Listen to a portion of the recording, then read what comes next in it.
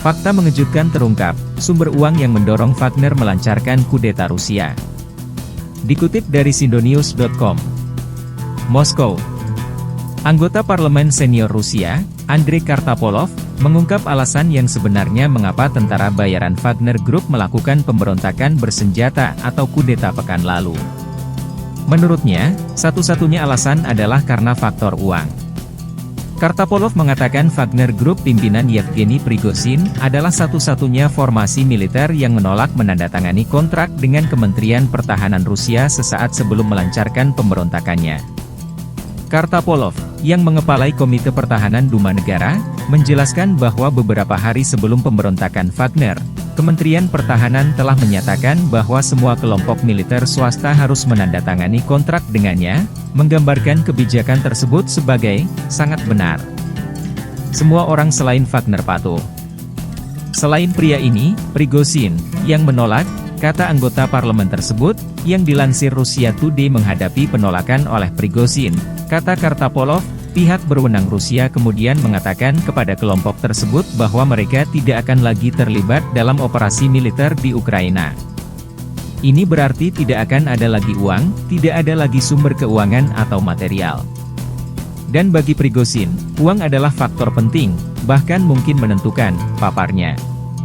Akibatnya, ancaman penggundulan dana, ambisi yang berlebihan dan bodoh, dan keadaan yang gelisah secara emosional mengakibatkan pengkhianatan tingkat tinggi dan penipuan saudara, Prigozhin, kata anggota parlemen tersebut. Prigozhin telah memimpin Wagner Group melancarkan pemberontakannya pada Jumat lalu, bersumpah akan melakukan pembalasan setelah menuduh Kementerian Pertahanan Rusia melakukan serangan rudal mematikan di salah satu kamp kelompok Wagner. Kementerian Pertahanan membantah tuduhan itu. Pada jam-jam berikutnya, pasukan Wagner memasuki kota Rostov-on-Don di Rusia Selatan dan memulai pawai bersenjata ke Moskow. Namun, Prigozhin tiba-tiba membatalkan pemberontakan pada hari Sabtu dengan imbalan, jaminan keamanan, dari pemerintah Rusia sebagai bagian dari kesepakatan yang ditengahi oleh Presiden Belarusia Alexander Lukashenko.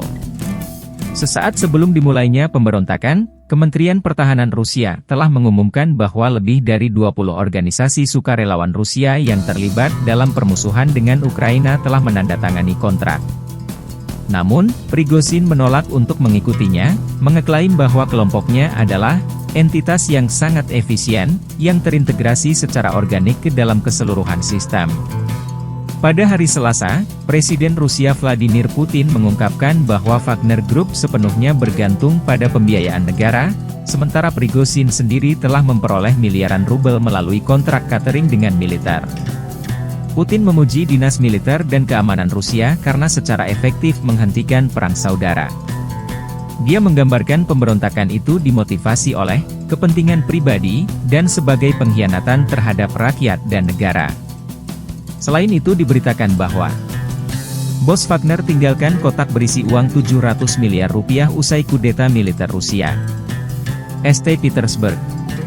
Tentara Rusia menemukan beberapa kotak berisi uang tunai 4 miliar rubel, lebih dari 700 miliar rupiah, saat menggeledah kantor bos tentara bayaran Wagner Group Yevgeny Prigozhin di St. Petersburg.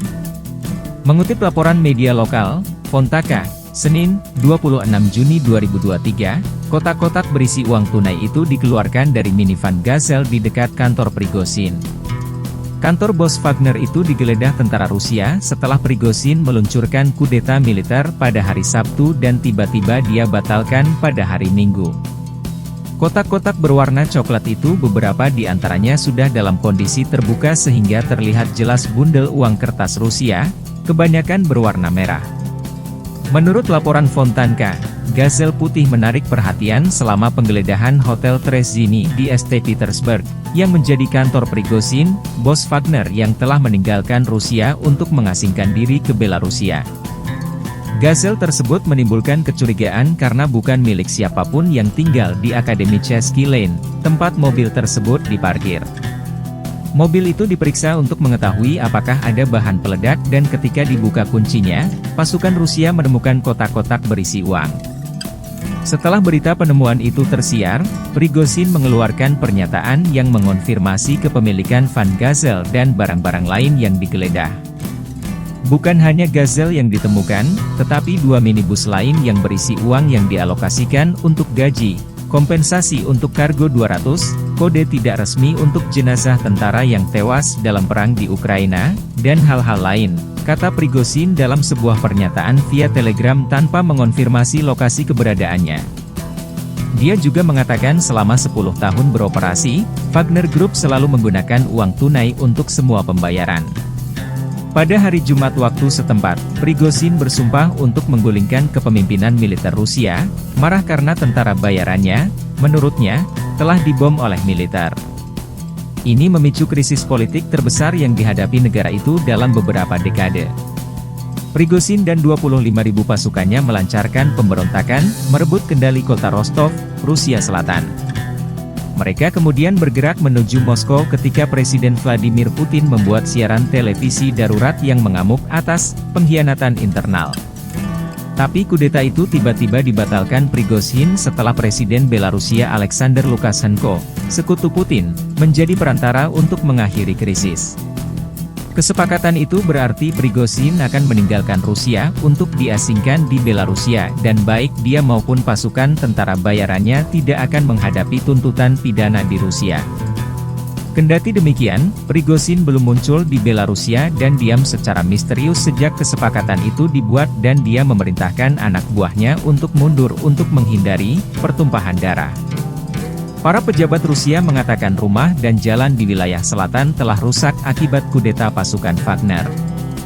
Di Rostov-on-Don, sekitar 10.000 meter persegi jalan telah rusak oleh jalur tank, kata wali kota setempat Alexei Lokvinenko dalam sebuah pernyataan di media sosial. Seorang pejabat di wilayah selatan Voronezh, Maxim Yantsov, mengatakan 19 rumah rusak di desa Yelizavetovka akibat baku tembak yang melibatkan pasukan Wagner. Pada akhir pekan, otoritas Voronezh melaporkan kebakaran besar di depot minyak yang tampaknya terjadi akibat pawai Wagner. Gubernur Alexander Gusev tidak menyebutkan konsekuensinya dalam sebuah postingan pada hari Minggu. Otoritas Rusia tidak melaporkan adanya korban jiwa, meskipun Wagner mengeklaim telah menembak jatuh beberapa pesawat. Demikian sekilas berita. Terima kasih.